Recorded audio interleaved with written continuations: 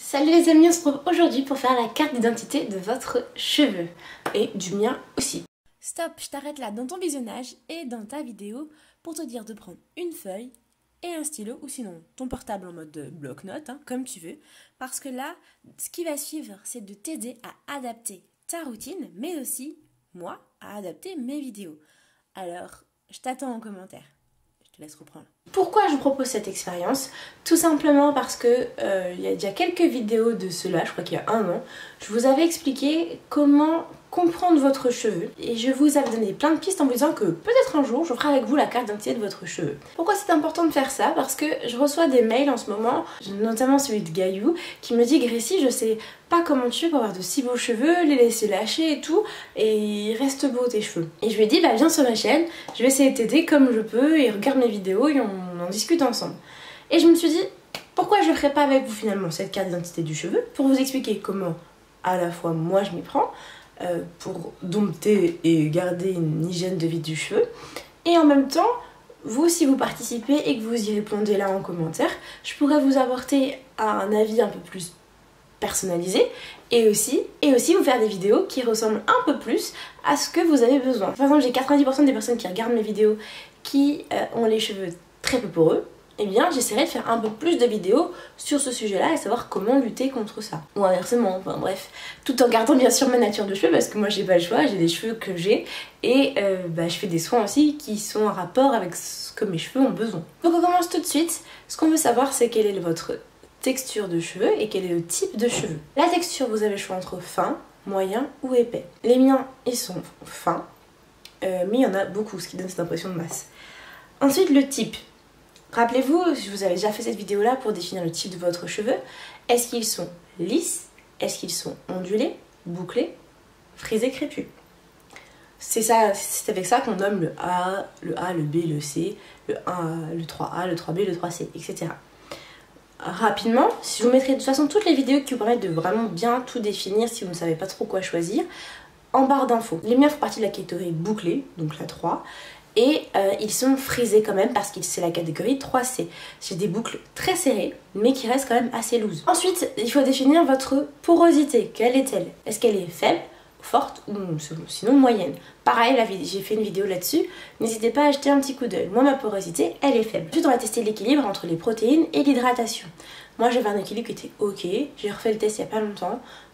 Tout va toujours bien. Ensuite, on va passer aux petites questions subsidiaires, mais qui vont vous permettre d'orienter votre routine capillaire. Surtout là, avec l'arrivée du printemps, nos cheveux vont commencer à chuter et il est très important pour nous de rééquilibrer tout ça avant que le printemps arrive pour ne pas accélérer la chute des cheveux. Donc les questions subsidiaires, les voici et j'y réponds en même temps. Quand est-ce que votre cheveu pousse le plus? Moi, mes cheveux poussent le plus en hiver. Je pense que là, vous l'avez tout à fait vu. Mes cheveux poussent très très bien en hiver parce que je les protège énormément, parce que j'en prends énormément soin. Là en plus avec le challenge, ça a tout explosé. Quand est-ce que votre cheveu pousse le moins? Mon cheveu, il pousse le moins en été parce que c'est le moment où j'en prends le moins soin. Tout ça c'est déjà une analyse que j'ai déjà faite, mais il pousse moins en été parce que j'en prends le moins soin. Pourtant, c'est le moment où il fait un peu plus chaud, on se rapproche d'un climat tropical qui est favorable à la circulation du sébum, etc. etc. Combien de fois par semaine vous lavez-vous les cheveux? Donc moi, je me lave les cheveux à peu près une fois toutes les 2 semaines. Entre les 2 semaines, je fais un opou, c'est-à-dire je fais un soin qui me sert de revivifiant pour mes cheveux. Combien de fois par semaine je fais un soin? Donc je fais là en ce moment le soin 3 fois par semaine, donc je fais la méthode GHI. Sinon habituellement je le faisais 2 fois par semaine en réhydratant mes cheveux parce que une hydratation 2 fois par semaine suffit largement. Et dedans j'inclus mon soin. Sinon je fais donc du coup toutes les 2 semaines un grand soin profond, soit un bain d'huile, soit un masque que je laisse poser toute la nuit, etc., etc. Vos 3 principales agressions pour vos cheveux. Pour moi, ce sont la coloration, mais ça, je vous ai dit que je n'arrêterai pas parce que j'adore ça. La flemme de les attacher, oui, j'ai la flemme de nombreux soirs et je ne les attache pas. Et ensuite, je n'utilise pas des produits à 100% clean, c'est-à-dire que j'utilise encore des produits avec du silicone dedans, avec du silicone, beaucoup d'alcool encore, parce que j'adore les odeurs, j'adore les parfums, donc forcément... voilà, donc je pense que c'est ce genre de choses notre ingrédient principal. Le produit que mes cheveux adorent, c'est le beurre de mangue. Si vous suivez mes vidéos, vous savez pourquoi. Et le produit que vos cheveux ne supportent plus, pour moi ça sera tout simplement l'huile de coco. Mes cheveux ne supportent pas l'huile de coco. Je suis désespérée parce qu'en plus je m'étais acheté un gros pot d'huile de coco. Je sais pas trop quoi en faire. Je m'en sers surtout pour me démaquiller en ce moment, ça marche plutôt bien. Et pour mettre, vous savez, pour nourrir les coudes. Faites-vous des brushing, application de chaleur sur vos cheveux. Je parle de chaleur d'agression. Moi, je fais des brushing, allez, une fois par trimestre. Et lors des occasions. Mais franchement maintenant, même lors des occasions, j'essaye au maximum de garder mes cheveux naturels et de dompter justement ma crinière, d'où la playlist Comment se coiffer qui est en train de débarquer. Combien de fois par semaine j'applique de la crème dans mes cheveux? Donc là avec la méthode JHI c'est très simple, je l'applique minimum 3 fois par semaine. Une crème que j'ai fait moi-même, crème conditionneur, on est d'accord. Sinon avant je faisais pareil, 2 fois par semaine. Oui, 2 fois. Déjà bien. Et le type, pour moi c'est une crème très hydratante parce que j'ai des cheveux très très secs, parce qu'ils ont une faible porosité. Donc j'essaie de prendre des crèmes à base d'eau, au grand maximum, eau, aloe vera, huile végétale, voilà.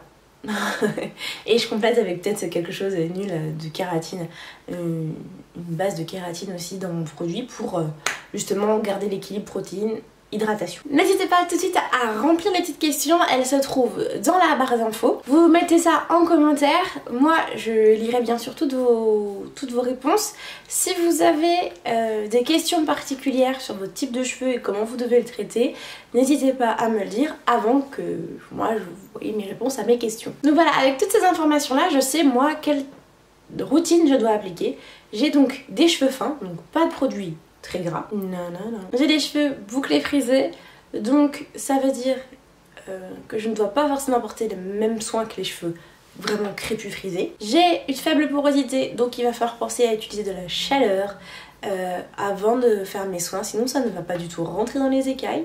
Qu'il va falloir que je limite l'utilisation du vinaigre de cidre, bien que ça rende les cheveux brillants, parce que ça va justement aider à fermer les écailles, alors que moi elles sont déjà très refermées. Et je connais mes 3 principales faiblesses, les 3 principales agressions pour mes cheveux, et je sais que c'est sur ce point-là, sur ces 3 points-là que je dois agir pour réussir à limiter la casse et à rééquilibrer ma balance. Je connais aussi du coup le produit qu'il ne faut pas du tout utiliser et le produit phare de mes cheveux, et du coup j'ai pensé à les utiliser dans mes préparations, mes masques, mes soins, mes crèmes, etc. Voilà, donc n'hésitez pas à mettre tout ça en commentaire. Je vous prépare une série de masques hydratants, nourrissants, DIY. N'hésitez pas à rester branchés. Je n'hésiterai pas à répondre à vos commentaires si vous en laissez. N'hésitez pas à liker la vidéo, à vous abonner et on se retrouve très vite pour une prochaine vidéo.